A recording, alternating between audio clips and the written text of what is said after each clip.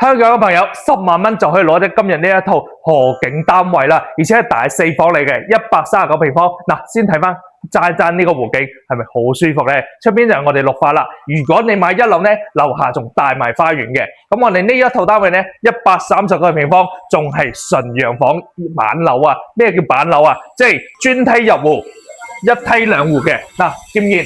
電梯出到嚟，成個門口都係自己位置。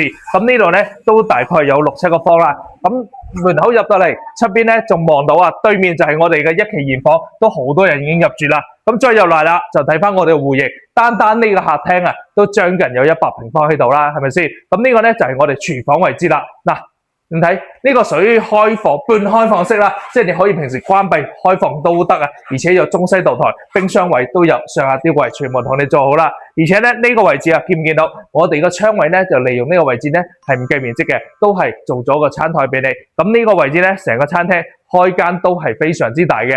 咁而且咧呢度其實係我哋一個房間嚟嘅，咁我哋撥通咗就做咗我哋成個廳嘅大細。咁而且咧呢邊就係我哋另外一個書房位置啦。咁呢個房間咧空間都唔細嘅嚇，而且成套單位咧都係大裝修。咁呢個做咗4房啦，咁呢個位置就相當於我哋頭先講嘅另外一個房間啦。嗱，睇翻我哋工位，乾濕分離全部已經做好啦，而且有埋個飄台。嗱，呢個就係我哋另外一個客房啦。咁客房咧呢個我哋嘅設計就做咗榻榻米，而且咧睇翻到時成個小區同埋園林嘅景觀啦。再望翻過嚟，呢個就係我哋成個主人套房嘅空間啦。嗱，衣帽間。